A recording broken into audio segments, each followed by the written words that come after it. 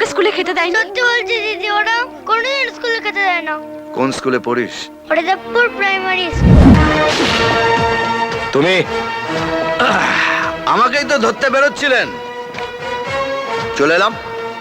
এমনিতেই সরকারের তেল পুড়িয়ে অবিনাশ বাবুর অনেক বেসরকারি কাজ করেন। আপনার এই রেগুলার নেতা পুজোর জন্য সরকারের খরচ বাড়ছে আর জনগণের উপর ট্যাক্স চাপছে। তাই ভাবলাম নিজেই চলে যাই, সরকারের 2 লিটার তেল বাঁচবে আর জনগণের 2 টাকা ট্যাক্স কমবে। তুফান বছরে একাধবার আসে, যখন আসে সবাই ফাঁসে। এটাই তো তোমার ধারাপাত। হ্যাঁ, ওরে সালা, আমার ধারাপত্র দেখি আপনি মুখস্থ করে গিলে ফেলেছেন। হ্যাঁ, একদম ফেলু ছাত্র নয়।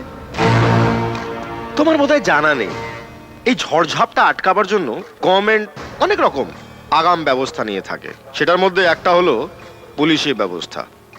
যে কোনো জলকে আগা 5 তলা ঠেঙ্গিয়ে এলাকার বাইরে করতে পুলিশের বেশি সময় লাগে না। আফসোসটা সেখানেই ভাই। ঝড়ঝাপটা সামলাবার জন্য সরকার অনেক রকম আগাম ব্যবস্থা নিয়ে রেখেছে, কিন্তু উই পোকা মারার জন্য বেগন স্প্রেটা রাখে। তাই তারা মনের আনন্দে নিজের কাজ করে চলেছে। সেটার জন্য পুলিশ আছে, প্রশাসন আছে, রাস্তার উপর ল্যাম্পপোস্টও আছে, চুপচাপ দাঁড়িয়ে থাকে, কিচ্ছু করতে পারে না।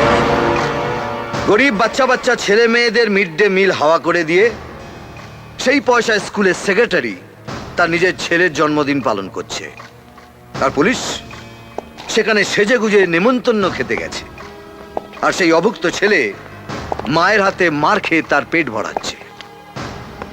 আমি সেই নিমন্ত্রণকর্তা আর নিমন্ত্রিতদের পেটে লাথি মেরে সেই অভুক্ত ছেলে মেয়েদের পেট ভরিয়েছি। অন্যায় করেছো, আইন নিজে হাতে তুলে নেওয়া তোমার কোনো অধিকার নেই।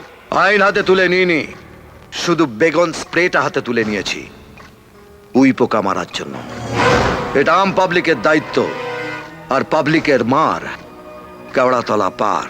শালা, থানায় এসে আমাকে হুমকি দিচ্ছিস? তুফান বছরে 1-2 বার আসে, আর যখন আসে তখন সবাই ফাঁসে।